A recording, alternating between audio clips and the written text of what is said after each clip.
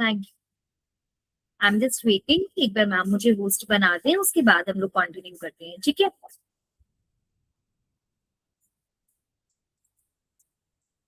बच्चा, जो लोग कल नहीं आए थे उन्हें हमें क्विक रिवीजन में बता देती हूँ that yesterday we had begin with a new chapter. हमारा जो चैप्टर है आयोनिक इक्विलिब्रिया वो कंप्लीट हो गया था और हमने नेक्स्ट चैप्टर स्टार्ट करा है सॉल्यूशन। सॉल्यूशन एक ऐसा चैप्टर है बच्चे जिसे आप बहुत आसानी से समझ जाओगे, वो हमारी बहुत रोजमर्रा की जिंदगी से जुड़ा हुआ चैप्टर है, ठीक है। तो हम उसी के साथ आज स्टार्ट करेंगे। कल की क्लास में सबको समझ में आया था ना? Yes ma'am. हाँ चल, ठीक है। तो कल की क्लास से क्वेश्चन स्टार्ट करते हैं। Ma'am can you please make me the meeting host?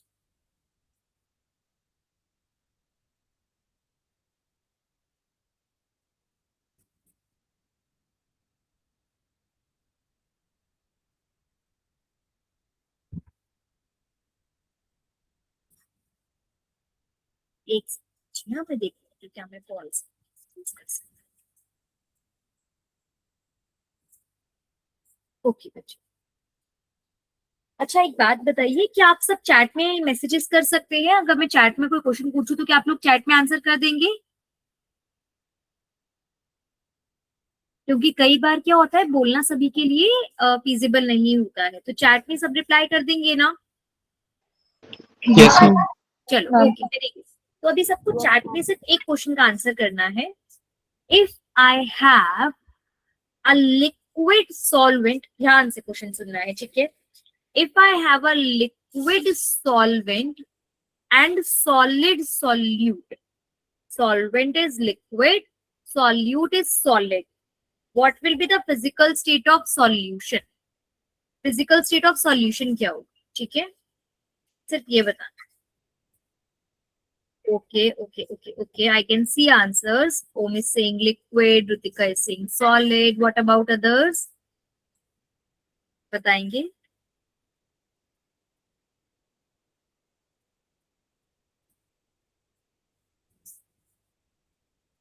बाकी बच्चे भी आंसर करें, अगर चैट में नहीं लिख सकते हैं तो आप बोल भी सकते हैं आंसर, ठीक है। Ma'am repeat question. Question is, if I am making a solution in which there is a liquid solvent, मैं एक काम करती हूँ, स्क्रीन शेयर करती हूँ और उस पर वो क्वेश्चन लिख देती हूँ, ठीक है। Yes ma'am. है ना, तो आसान हो जाएगा शायद आप लोगों के लिए क्वेश्चन।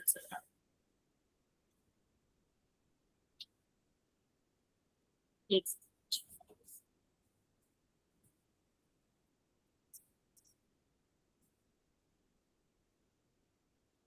एक स्क्रीन हो गई है।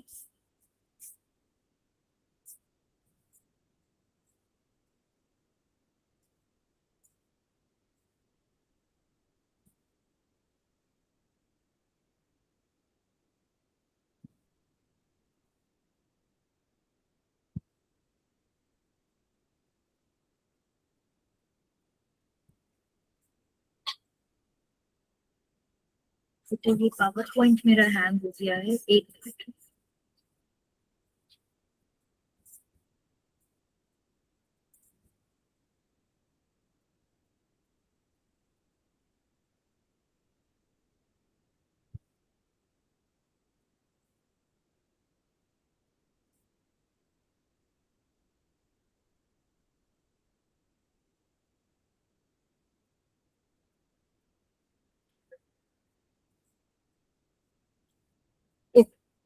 सॉरी बच्चे, मेरा लैपटॉप जो है ना वो थोड़ा दिक्कत कर रहा था, तो इस वजह से वो नहीं चल रहा था, अभी पूरा चल रहा है, ठीक है। तो मेरा क्वेश्चन था कि अगर मैंने एक ऐसा सॉल्यूशन बनाया है जिसमें solvent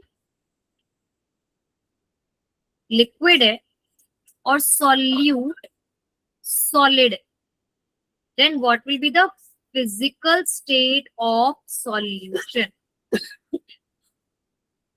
physical state of solution क्या हो, ये क्वेश्चन है, ठीक है। तो सभी लोग अपना आंसर चैट बॉक्स में एक बार जल्दी से लिखिए।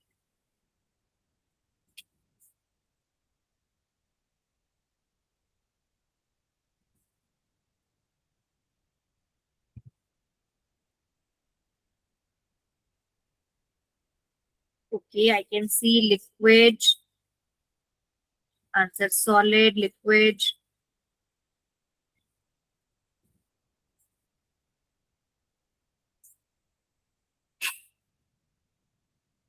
बेटा होता क्या है, the physical state of the solution depends on the physical state of solve. जो भी सॉल्वेंट की फिजिकल स्टेट होती है ना, वही सॉल्यूशन की होती है। ठीक है, तो इस बात को हमेशा ध्यान रखना है कि जो भी मेरी फिजिकल स्टेट होगी ना सॉल्वेंट की, वही फिजिकल स्टेट मेरी सॉल्यूशन की होगी। मैसेजेस में एक मिनट बेटा देख रही हूँ, आपके अभी मैसेजेस मेरे को दिख नहीं रहे अच्छे से। एक सेकेंड वापस दो।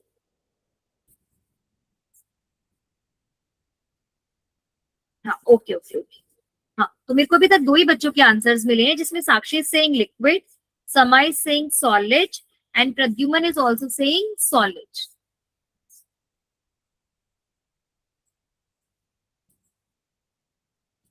नाइस, आप समझ में आया प्रद्युमन आपको? प्रद्युमन, समा, बेटा फिजिकल स्टेट ऑफ सॉल्यूशन हमेशा सॉल्वेंट से मैच करती है, तो अगर सॉल्वेंट लिक्विड है तो सॉल्यूशन भी क्या होगा? लिक्विड। ये क्लियर हुआ? Okay very good. चलो अब फिर से एक और क्वेश्चन करते हैं, ठीक है? आप ध्यान से सुनना है। If carbon dioxide gas, which is a solute, is dissolved in sugar water, which is a liquid solvent, what will be the physical state of solution? What will be the physical state of solution? अभी बताएंगे। Liquid. Liquid, okay okay okay, liquid. और किसी का कुछ answer है? Liquid liquid liquid, okay very good. चलो ठीक है, आप एक लास्ट क्वेश्चन, ठीक है? If nitrogen gas, oxygen gas, helium gas, argon gas are combined to form a solution,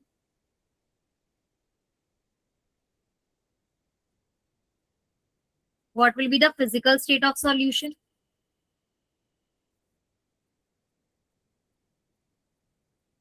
gas. Very very good very good very good. Gas ma'am. Very good very good. सभी का क्या हो जाएगा? Gas, क्योंकि physical state किस पे depend करती है? सॉल्यूशन के ऊपर डिपेंड करती है। ठीक है, तो एक तो कल हमने ये पढ़ा था, there are different type of solutions, liquid solutions जिनमें लिक्विड सॉल्वेंट होगा, सॉलिड सॉल्यूशंस जिसमें सॉलिड सॉल्वेंट होगा, एंड गैसियस सॉल्यूशंस जिसमें गैसियस सॉल्वेंट होगा। हमें हमारे सिलेबस में बात करनी थी लिक्विड सॉल्यूशंस की। ठीक है, अब हमने लिक्विड सॉल्यूशंस में बात करी थी बच्चे की एक टर्म होती है सॉल्युबिलिटी। क्या होती है? सॉल्युबिलिटी। सॉल्युबिलिटी हमने पढ़ा था कि कितना सॉल्यूट ऐड हो सकता है कितने सॉल्वेंट में, amount of solute that can be dissolve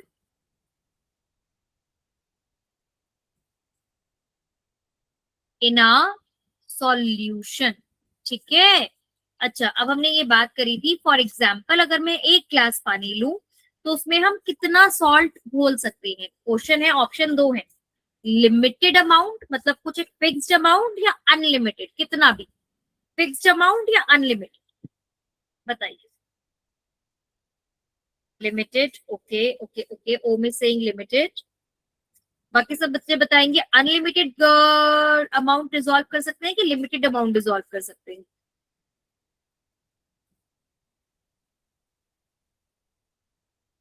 limited मतलब बेटा फिक्स्ड, कि एक फिक्स अमाउंट की 10 ग्राम 15 ग्राम 25 ग्राम में डिसॉल्व कर सकते हैं ग्लास पानी में, या कितना भी कर सकते हैं और वो डिसॉल्व होता चला जाएगा। तो लिमिटेड की unlimited?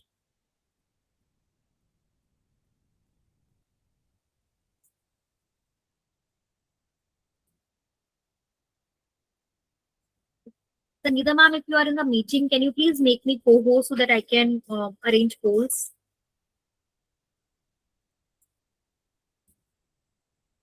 Okay. Sakshi is saying limited, Pradyuman is saying limited, Om is also saying limited. Very good, बच्चे. हम एक लिमिटेड ही कर सकते हैं। अच्छा, अब एक थोड़ा सा क्वेश्चन, ठीक है, बाय लिमिटेड, लिमिटेड ही क्यों कर सकते हैं? क्या कोई इस बात का आंसर देना चाहेगा? Why limited, why not unlimited? Unlimited क्यों नहीं डिसॉल्व कर सकते? सॉल्युबिलिटी क्या होता है? इफ देयर इज वाटर, और ये वाटर के मॉलिक्यूल्स हैं, और इन्हीं वाटर मॉलिक्यूल्स में बच्चे ये जो सॉल्यूट है ये आके स्टार्ट कर देता है डिसॉल्व होना, इस स्पेस को वो ऑक्यूपाई करने लग जाता है। तो वाई लिमिटेड, लिमिटेड ही क्यों हो रहा है? बिकॉज ये स्पेस एक टाइम बाद क्या हो जाएगा? खत्म हो जाएगा। और जब ये स्पेस खत्म हो जाएगा तब सॉल्यूट डिसॉल्व होना भी क्या हो जाएगा? बंद हो जाएगा। क्या सभी को यहां तक एक बात क्लियर आई थी? Yes, ma'am. ओके ओके, तो बस एक क्लास का एक लास्ट चीज रिवाइज करते हैं। हम लोगों ने पढ़ा था फैक्टर्स अफेक्टिंग सॉल्युबिलिटी। अच्छा, एक बात बताओ, NaCl, NaCl is salt, salt water में यानी कि पानी में सॉल्यूबल या इनसॉल्यूबल? सॉल्यूबल और insoluble? Soluble. Soluble. Soluble, Soluble. Soluble है।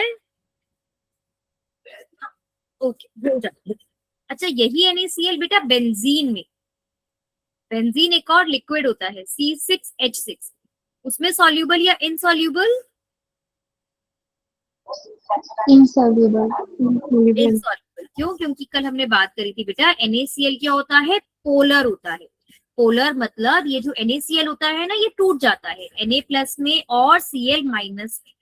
जो भी ऐसी स्पीशीज हो जाती है जो टूट जाती है, जिनका प्लस और माइनस अलग हो जाता है, उन्हें हम बोलते हैं पोलर।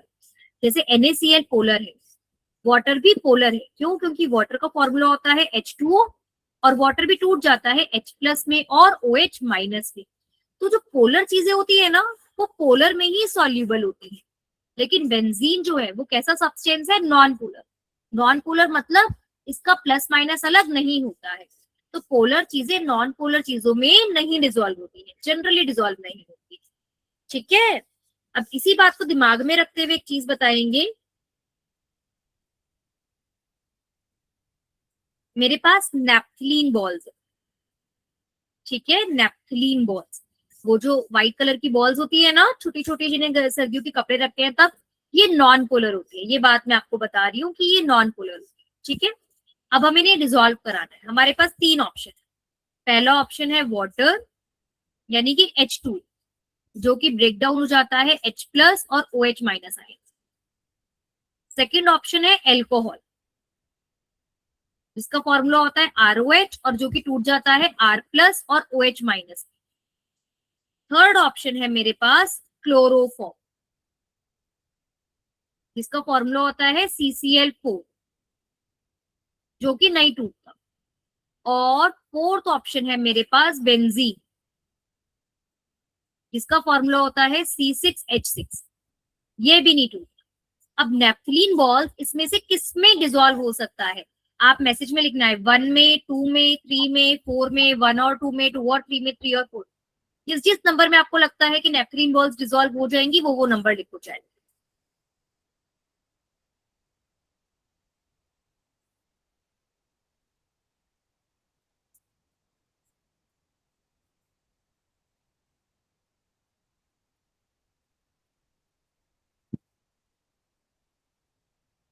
3 4, very good. ओके, साक्षी कह रही है 3 4, ओम कह रहा है 4। ठीक है, बाकी बच्चे भी बताइए, जो भी बेटा आपको लग रहा है, इसमें कोई गलत सही कुछ नहीं है, सिर्फ आपको अपना आंसर बताना है।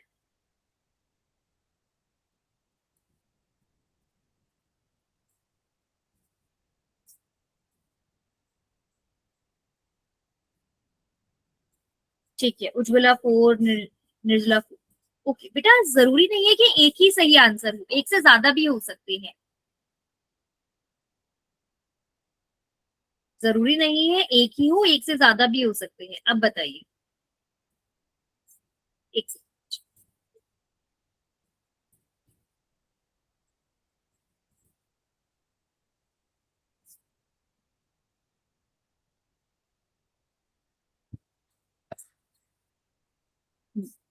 ओम कह रहा है 2 3 4। बेटा 2 में नहीं होगा डिसॉल्व, क्यों? क्योंकि नेफ्थलीन बॉल्स नॉन पोलर है। जब वो नॉन पोलर है तो एल्कोहल तो पोलर हो गया ना, क्योंकि वो प्लस और माइनस में डिवाइड हो रहा है। तो इसका मतलब जो चीजें प्लस माइनस में टूट रही है, ये यानी ये पोलर हुआ, तो इसमें डिसॉल्व नहीं होगा। एल्कोहल भी पोलर हुआ, तो इसमें डिसॉल्व नहीं होगा। क्लोरोफॉर्म में हो जाएगा, बेंजीन में डिसॉल्व हो जाएगा। क्लियर हुआ? Yes ma'am. तो करेक्ट आंसर इसका क्या हुआ? 3 और 4। चलिए वेरी गुड, बहुत सारे बच्चों को ओम समझ में आया 2 क्यों नहीं होगा। Yes ma'am. अच्छा, और उज्ज्वला ये समझ में आया कि 4 के अलावा 3 क्यों होगा।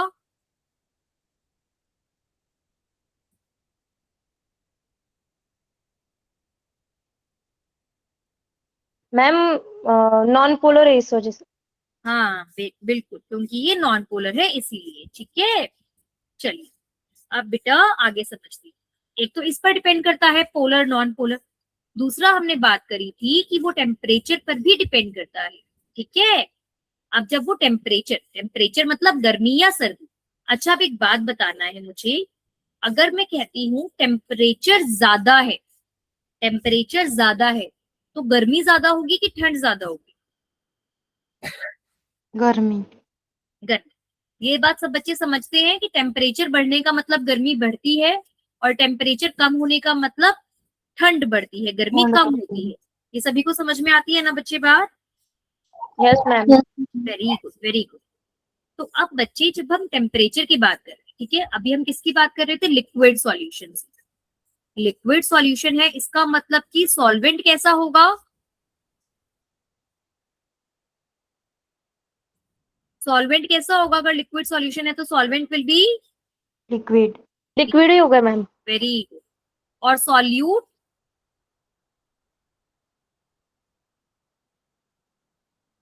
सॉल्यूट, सॉल्यूट कुछ भी हो सकता है। सॉल्यूट सॉलिड भी हो सकता है, गैसियस भी हो सकता है, और लिक्विड भी हो सकता है। ठीक है, तो जब हम इफेक्ट ऑफ टेम्परेचर की बात करेंगे तो पहले हम बात कर रहे हैं सॉलिड सॉल्यूट्स की। किनकी बात कर रहे हैं? Solid solutes. अब एक बच्चे बात समझो, सॉल्युबिलिटी मतलब बेसिकली सॉल्यूट जाता कहाँ है? जो हमारे सॉल्वेंट के पार्टिकल्स हैं, ये सॉल्वेंट के पार्टिकल्स हैं, इन सॉल्वेंट के पार्टिकल्स के बीच में बहुत सारी खाली जगह है। जो लिक्विड होता है ना, उसके पार्टिकल्स के बीच में थोड़ा थोड़ा स्पेस होता है। जो सॉलिड के पार्टिकल्स होते हैं वो बहुत पास पास ऐसे, सॉलिड के पार्टिकल्स आपस में बहुत कस के जुड़े होते हैं, लेकिन जो लिक्विड होता है उसके पार्टिकल्स के बीच में थोड़ा थोड़ा स्पेस होता है। तो उसी खाली जगह के बीच में क्या होता है, जो सॉल्यूट के पार्टिकल्स हैं वो यहाँ पर आकर इकट्ठे हो जाते हैं।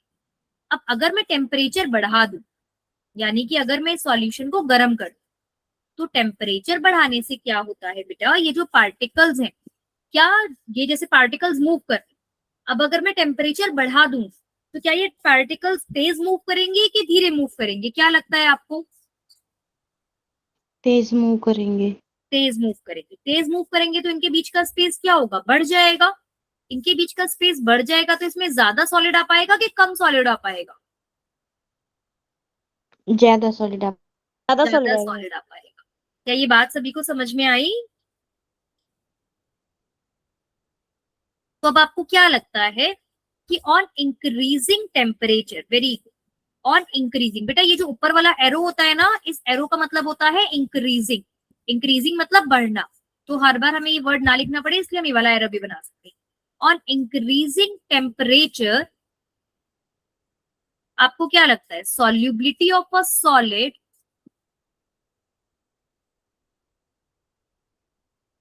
In liquid?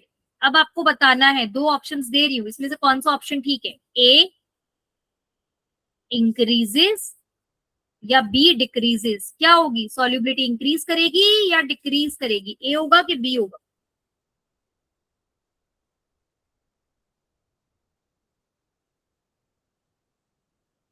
सोचो और बताओ।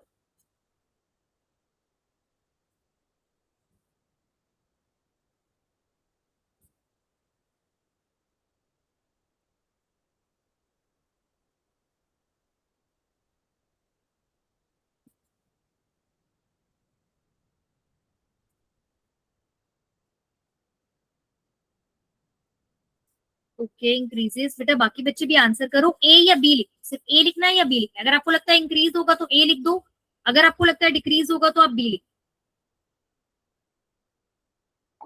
मैम एक बार क्वेश्चन रिपीट करिए। क्वेश्चन ये है कि अगर मैं टेम्परेचर इंक्रीज कर दूं, टेम्परेचर बढ़ा दूं, तो एक सॉल्युबिलिटी ऑफ सॉलिड जो है, मतलब कि अगर मानो मुझे चीनी घोलनी है पानी में और मैंने पानी को गर्म कर दिया, तो सॉल्युबिलिटी, तो अमाउंट ऑफ शुगर है कि पानी में चीनी जो घुलेगी वो अब ज्यादा घुलेगी कि कम घुलेगी?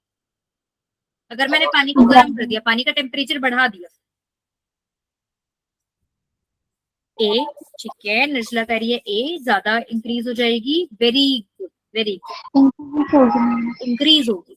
तो बेटा जैसे जैसे मैं टेम्परेचर इंक्रीज करती हूँ ना, तो solubility of a solid in liquid increases, सही बात है बिल्कुल, ठीक है। अब लेकिन हम दूसरा डिस्कस करते हैं, अब हम डिस्कस करते हैं गैसियस सॉल्यूट। गैसियस सॉल्यूट का मतलब है बच्चे कि अब की बार बहुत ध्यान से, एक बार सारी आंखें एकदम स्क्रीन के ऊपर, ठीक है, एकदम ध्यान से स्क्रीन देखिए। ये मेरे पास एक कंटेनर है, इस कंटेनर में मेरे पास ये लिक्विड के पार्टिकल्स है, ये जो मैं येलो रंग के बना रही हूँ ना, ये मेरे पास लिक्विड पार्टिकल्स है, ठीक है। इन लिक्विड पार्टिकल्स के बीच में थोड़ा थोड़ा थोड़ा थोड़ा स्पेस है,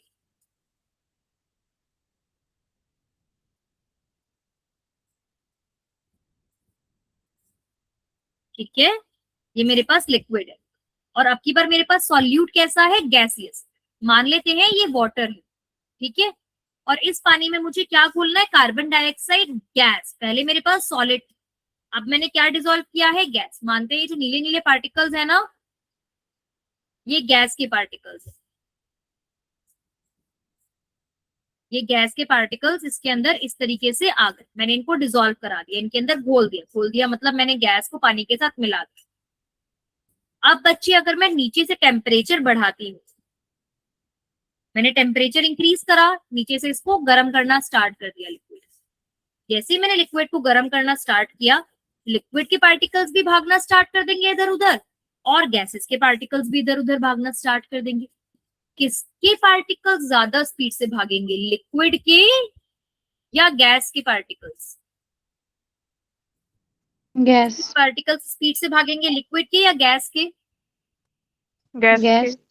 गैस के पार्टिकल्स। और बेटा गैस के पार्टिकल्स भाग के क्या करेंगे, इस कंटेनर से बाहर चले जाएंगे। सॉलिड के पार्टिकल्स तो, लिक्विड के पार्टिकल्स घूम रहे थे तो सॉलिड तो और आ पा रहा था जब हम हीट बढ़ा रहे थे, लेकिन अब अगर मैं हीट कर रही हूँ तो हीट करने से क्या हो रहा है, ये जो गैसेस के पार्टिकल्स हैं ये इतना तेज भागना स्टार्ट कर दिया कि ये बाहर चले गए। और इनके बाहर जाने से अब गैसेस की जो सॉल्युबिलिटी है वो क्या हो गई, इंक्रीज हो गई या डिक्रीज हो गई? सॉल्युबिलिटी मतलब कितनी गैस पानी में आ पा रहा है, वो अमाउंट गैसेस का बढ़ गया कि कम हो गया? कम हो गया, डिक्रीज। कम हो गया, decrease ma'am, decrease. Decrease, very good. वो क्या हो गया, डिक्रीज हो गया। तो इसका मतलब बच्चे solubility of gases in liquids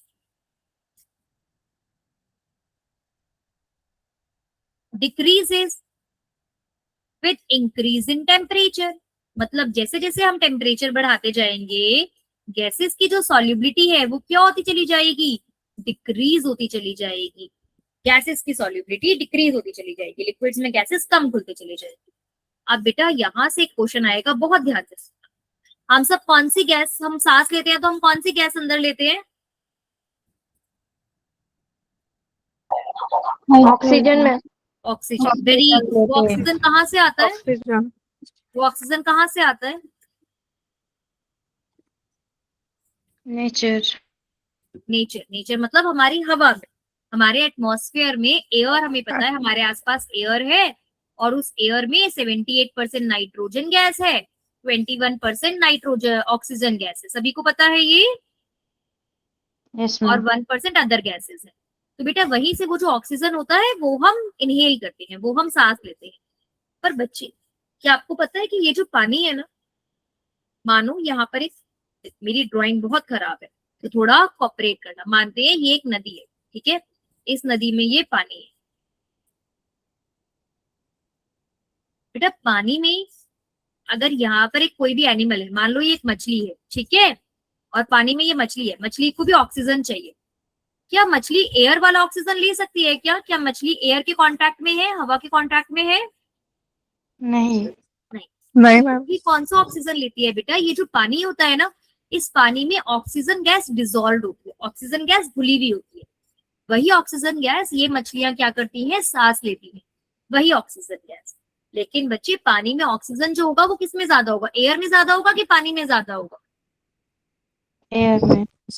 air में। बेटा पानी में ऑक्सीजन जो होता है ना वो कम होता है, इसीलिए अगर आप कभी भी देखोगे ना, मछलियां वो बहुत जल्दी जल्दी सांस लेती हैं। जितने भी एक्वेटिक एनिमल्स यानी कि पानी में रहने वाले जानवर है ना, आप उन्हें कभी भी देखोगे ना, वो बहुत जल्दी जल्दी अपना मुंह खोलते हैं बंद करते हैं, खोलते हैं बंद करते हैं, खोलते हैं बंद करते हैं। क्यों? क्योंकि वो बहुत जल्दी जल्दी सांस लेते हैं। क्यों? क्योंकि पानी में ऑक्सीजन कम होता है, तो उन्हें जल्दी जल्दी सांस लेना पड़ता है। हम तो एक बार सांस लेते हैं तो हमारा अच्छे से काम चल जाता है, 1 मिनट में हमें सिर्फ और सिर्फ 12 से 14 15 बार ही सांस लेना पड़ता है। पर इनको 1 मिनट में 40-50 बार सांस लेना पड़ता है। क्यों?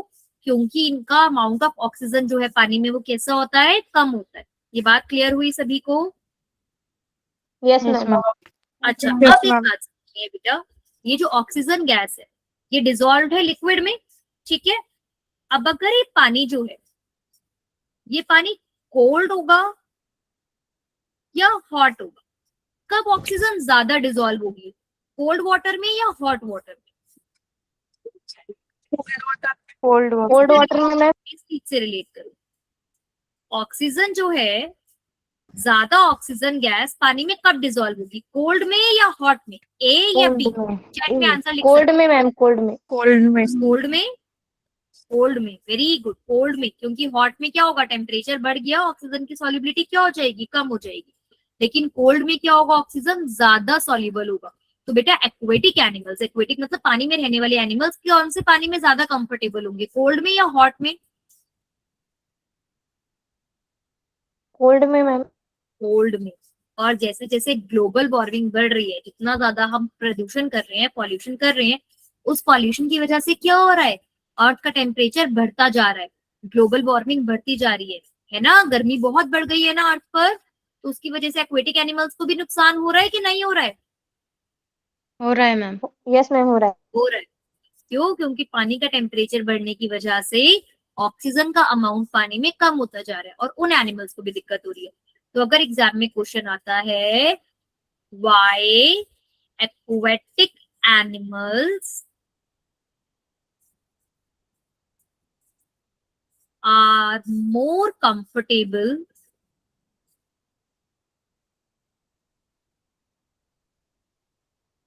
इन कोल्ड वाटर,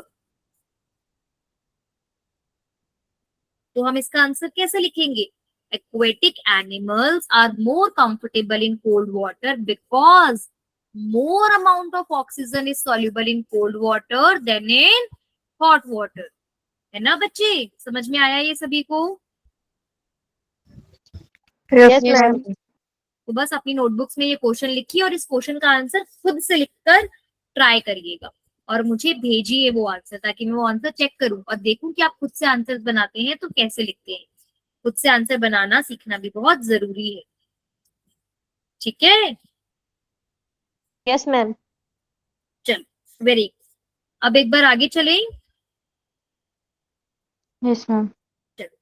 अब हम लोगों ने टेम्परेचर का इफेक्ट तो पढ़ा, अब हम पढ़ेंगे इफेक्ट ऑफ प्रेशर।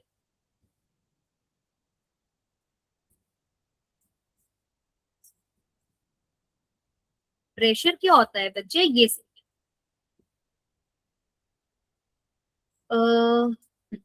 ठीक है। मानो एक कमरा है, ठीक है, और इस कमरे में कुछ लोग हैं, 1 2 3 4 5, ठीक है, और ये सब लोग इधर उधर बहुत तेज स्पीड से भाग रहे हैं, ठीक है, भाग रहे हैं भाग रहे हैं भाग रहे हैं। जब ये ऐसे भागेंगे तो क्या एक दूसरे को धक्का लग जाएगा? Yes ma'am. Yes ma'am. या दीवारों से टकरा जाएंगे, दीवारों पर भी टक्कर लग जाएगी इनकी? जी मैम। हाँ मैम। तो बेटा जब ये दीवारों को टकराएंगे, जब एक दूसरे से टकराएंगे, इसी को हम बोलते हैं प्रेशर अप्लाई करना। जब ये किसी से टकराते हैं तो प्रेशर अप्लाई हो जाता है। क्या हो जाता है? Pressure apply. ठीक है, अच्छा अब Yes, इसी ma'am. प्रेशर को हम यहाँ समझते हैं। बेटा ये एक लिक्विड है, ठीक है,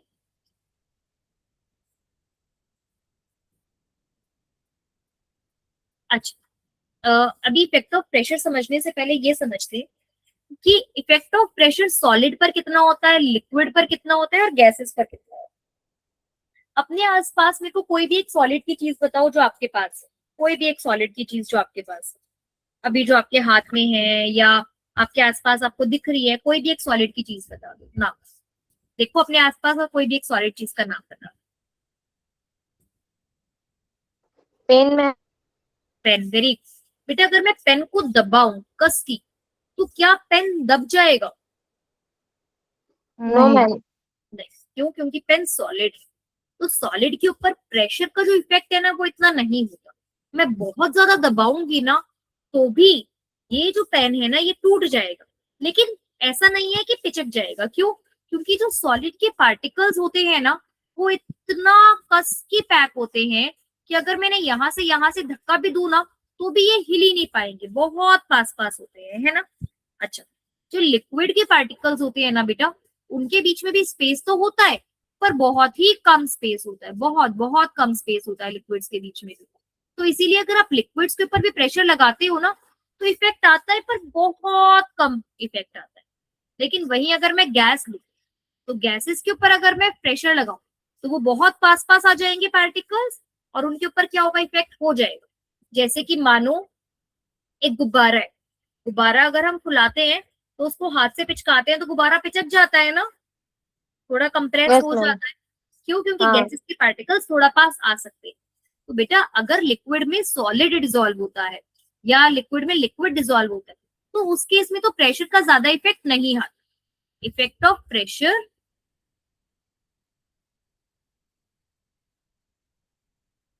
इज नेग्लिजिबल, नेग्लिजिबल मतलब ना के बराबर, for solids and liquids, for solids and liquids as they are incompressible. बेटा ये कुछ कुछ वर्ड्स केमिस्ट्री में हमें सीखने होंगे। इनकम्प्रेसिबल मतलब जिन्हें कंप्रेस दबाया ना जा सके। तो इफेक्ट ऑफ प्रेशर सॉलिड्स या लिक्विड्स के लिए तो बिल्कुल ना के बराबर होता है, पर गैसेस के लिए तो होता है। तो हम गैसेस के लिए समझते हैं। बेटा ये मानो ये एक लिक्विड है और इस लिक्विड में हमने ये कोई एक गैस डिसॉल्व कराई थी। ये गैसेस के पार्टिकल्स, एक्चुअली गैसेस इस कलर की नहीं दिख रही, थोड़ा मैं कोई और कलर ले लेती हूँ, येलो।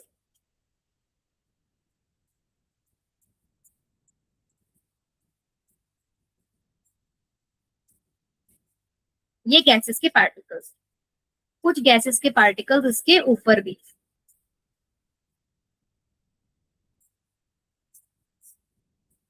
ठीक है। अब बेटा यहां पर हमने एक ऐसे एक स्टिक लगाई, ठीक है, एक स्टिक लगाई। अब जितने पार्टिकल्स पानी के अंदर है, ठीक है, वो पार्टिकल्स गैसेस पानी के अंदर सॉल्यूबल है। अगर मैं यहाँ से प्रेशर लगा, ठीक है, मतलब इसको नीचे की तरफ खिसकाऊं, अगर मैं इसको नीचे की तरफ धक्का दूं तो क्या ये जो कुछ गैस के पार्टिकल्स है ये और ज्यादा पानी में जाना शुरू कर देंगे, हाँ या ना?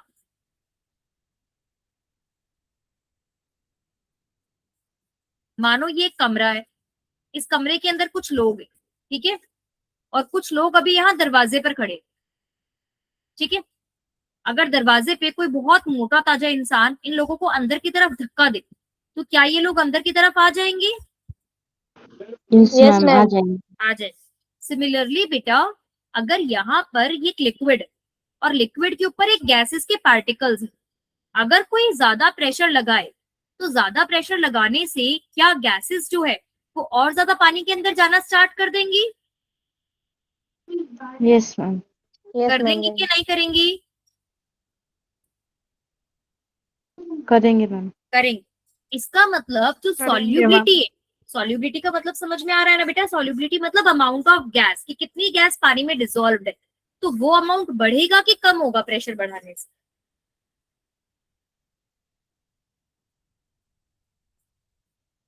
अगर ऊपर से प्रेशर लगे तो गैसेस की सॉल्युबिलिटी पानी में इंक्रीज होगी या डिक्रीज होगी? increase, इंक्रीज होगी ma'am.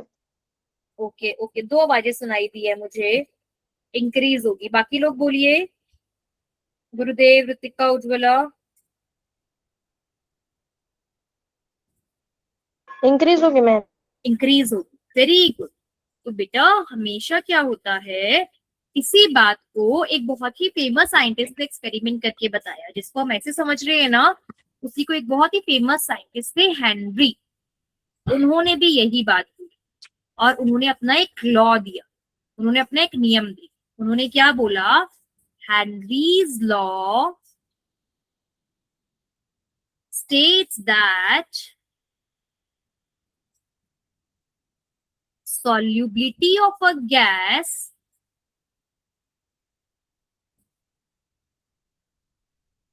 in a liquid is directly proportional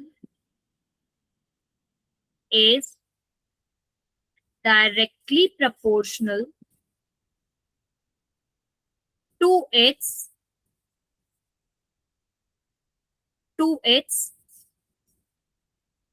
vapor pressure above the liquid। बेटा डायरेक्टली प्रोपोर्शनल का मतलब होता है कि एक चीज बढ़ेगी तो दूसरी चीज भी बढ़ेगी। ये दो शब्द होते हैं जिन्हें हम यूज करते हैं, एक है डायरेक्टली प्रोपोर्शनल, एक है इनवर्सली प्रोपोर्शनल। डायरेक्टली प्रोपोर्शनल का मतलब होता है एक चीज बढ़ेगी तो दूसरी भी बढ़ेगी, और इनवर्सली प्रोपोर्शनल मतलब एक चीज बढ़ेगी तो दूसरी चीज कम होगी।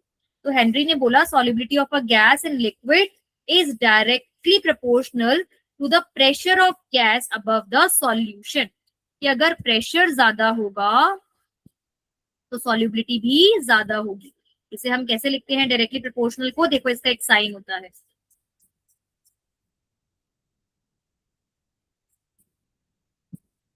Solubility is directly proportional to pressure, मतलब कि अगर प्रेशर बढ़ेगा तो सॉल्युबिलिटी भी बढ़ेगी। समझ में आया? ये वाला जो निशान है, इस निशान का मतलब होता है कि इसकी एक तरफ वाली चीज बढ़ेगी तो दूसरी तरफ वाली चीज भी बढ़ेगी। ठीक है, तो इसको हम लिख सकते हैं S is directly proportional to P.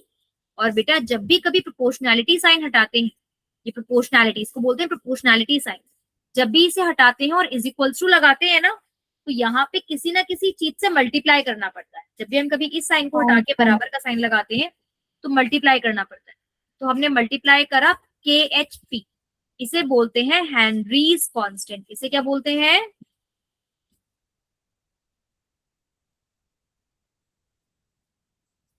Henrys constant. Clear हुआ? yes ma'am, yes ma'am. Very good. Henry law बहुत सिंपल सी बात कहता है कि अगर सॉल्युबिलिटी बढ़ेगी तो प्रेशर बढ़ेगा। अच्छा अब एक और बात बताओ, अगर प्रेशर कम होगा तो सॉल्युबिलिटी क्या हो जाएगी? कम हो जाएगी, कम हो जाएगी।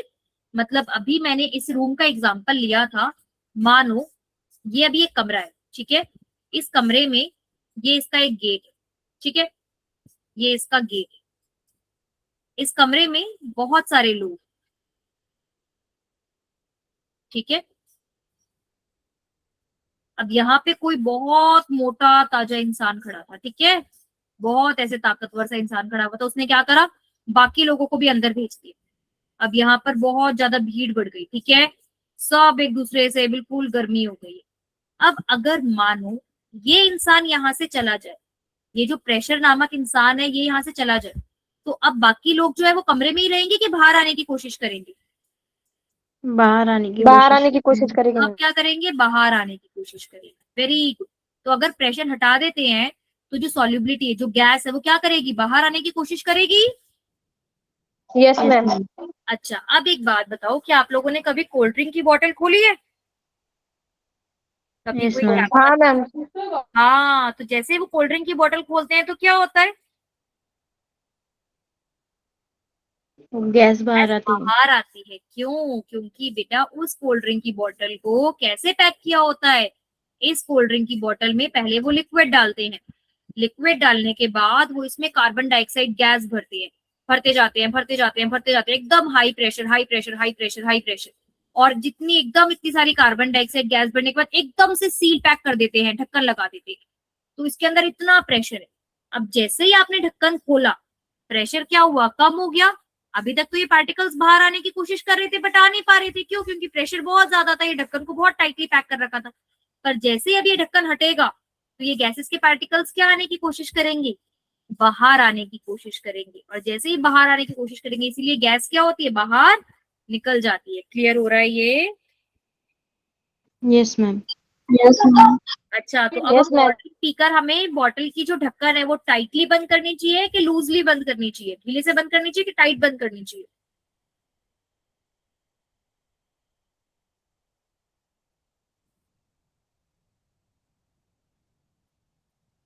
कोल्ड ड्रिंक Ma'am, पीने के बाद ये जो ढक्कन है इसे हमें टाइट बंद करना चाहिए कि लूज बंद करना चाहिए? टाइट बंद करना चाहिए। टाइट बंद करना चाहिए, ताकि जो गैसेस है वो अंदर ही रहें, क्योंकि अगर सारी गैस बाहर निकल गई तो टेस्ट खत्म हो जाएगा। ठीक है, क्लियर हो रहा है बच्चे ये? Yes ma'am. yes, ma'am. अच्छी। तो बेटा यहाँ से हमने पढ़ा solubility is equals to KHP where KH is Henry's constant। बेटा हेनरीज कांस्टेंट की यूनिट क्या होती है, उसके लिए हमें सॉल्युबिलिटी समझनी होगी कि हम सॉल्युबिलिटी को कैसे समझते हैं। हम सॉल्युबिलिटी को समझते हैं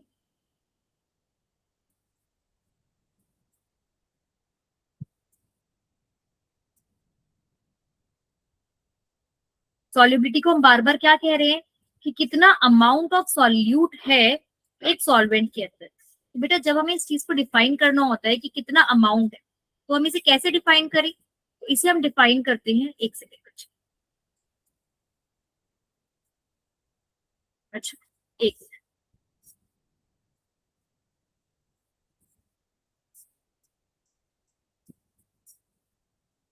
ठीक, मूल फ्रैक्शन से नहीं किया। ठीक, तो solubility is equals to K H P, मतलब S is equals to K H P. तो बेटा क्या हम के एच को ऐसे लिख सकते हैं, S अपॉन में P? मैं एक बार आपको ना आपकी बुक ही शेयर कर दूंगा, एक बार आपको आपकी बुक भी दिखा दूंगा कि आप थोड़ा सा रिलेट कर पाए। एक मिनट,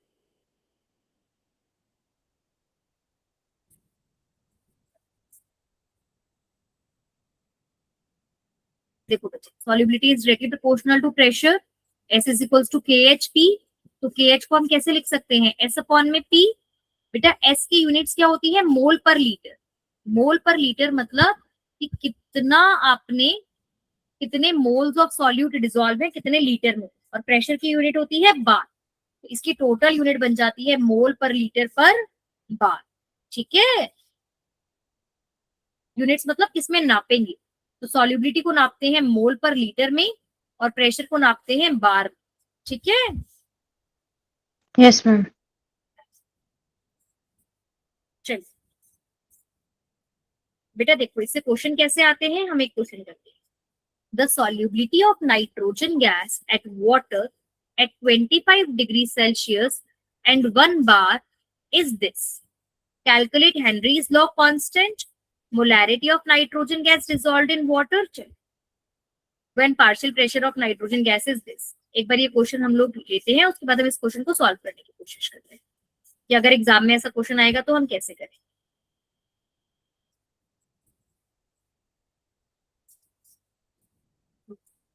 इसकी फोटो खींचते हैं और इसकी फोटो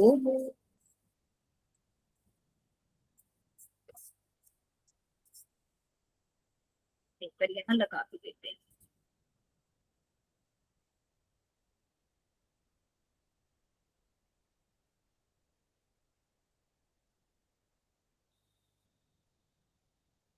चलिए बेटा सवाल ध्यान से देखेंगे, सवाल क्या है।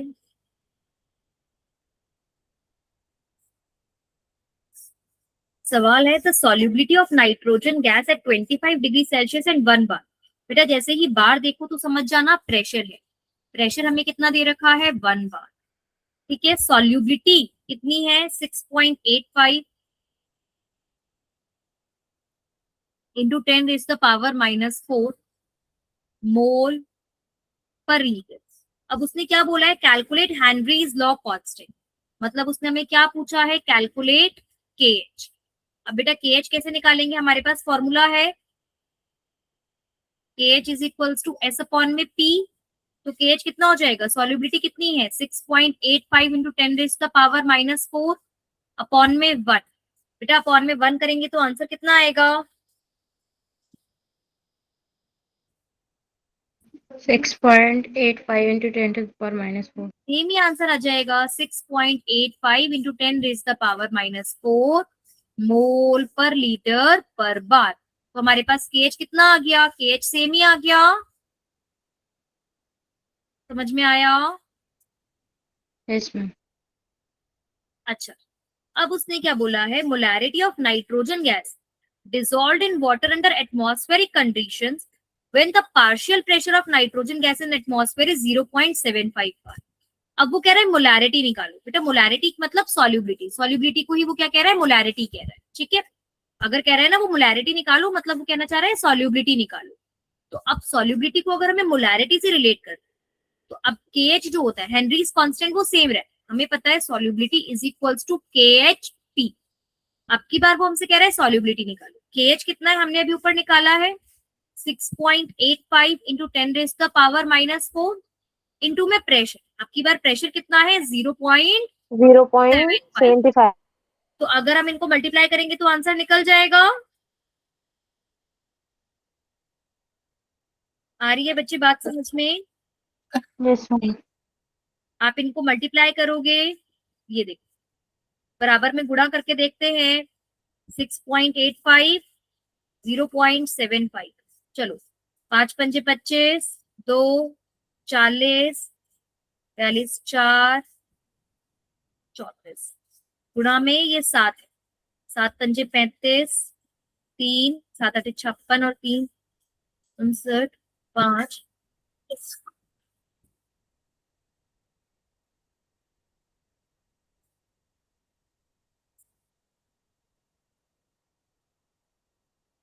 कितना आ रहा है बेटा, 5 1 3 7 5। बिंदु कितने से पहले लगाएंगे, डेसिमल 1 2 3 4, दो इससे पहले दो इससे पहले, तो दो से पहले लगा लेंगे तो कितना आ जाएगा 5.13 into 10 to the power -4 mole पर लीटर। जिसको नहीं समझ में आया ये कैसे करा, एक बार अपना हैंड रेस करके बताएंगे, मैं दोबारा बता दूं।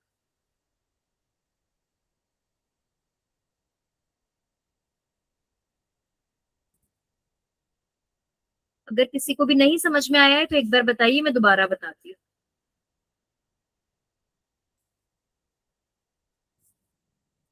साक्षी, उज्ज्वला, गुरुदेव आ गया है समझ में। Yes, ma'am. समझ में आ गया. Yes, ma'am. Yes, ma'am. Very okay. तो बच्चे इसी तरीके के क्वेश्चन एग्जाम में आते हैं, तो अब मैं आपको कुछ क्वेश्चन सिखाती हूँ, वो क्वेश्चन अब आप ट्राई करिएगा, ठीक है। देखिए एक तो ये क्वेश्चन ट्राई करेंगे होमवर्क में, मार्क करेंगे, ठीक है, जो जो क्वेश्चन होमवर्क में करने हैं। क्वेश्चन नंबर 1, ये क्वेश्चन नंबर 2 है। क्वेश्चन नंबर 1 वो है जो मैंने स्क्रीन पर लिखा था, why aquatic animals are more comfortable in cold water. तो ये क्वेश्चन नंबर 1, ये क्वेश्चन नंबर 2, ये आपको करना है।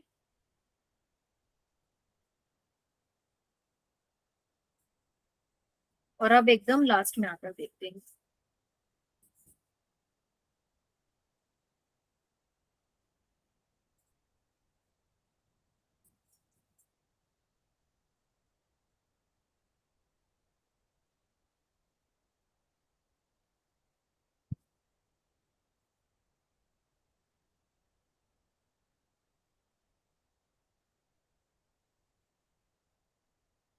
हेनरीज लॉ से रिलेटेड क्वेश्चन देखते हैं बेटा, कौन कौन से हैं। हेनरीज लॉ वाले क्वेश्चन करेंगे।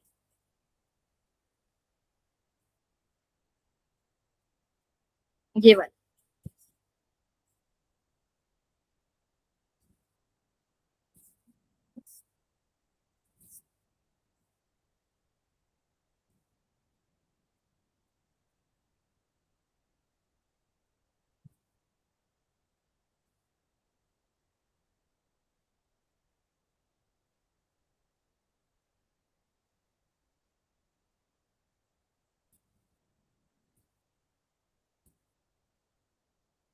ठीक है बेटा, जो जो क्वेश्चन मार्क करें आपको स्क्रीन पे दिख रहे हैं ना, ये वाले क्वेश्चंस आपको करते हैं। समझ में आया? Yes, ma'am. ठीक है बेटा, तो कल की क्लास में ये क्वेश्चंस आप करके आइएगा, मतलब जब भी हमारी नेक्स्ट क्लास होती है और पीछे का पढ़कर आइएगा, तो आपको अच्छे से मदद है। आज के लिए मैम वो कल की रिकॉर्डिंग लिंक मिलेगी? अच्छा बेटा, मैं मैम को बोलूंगी, मैम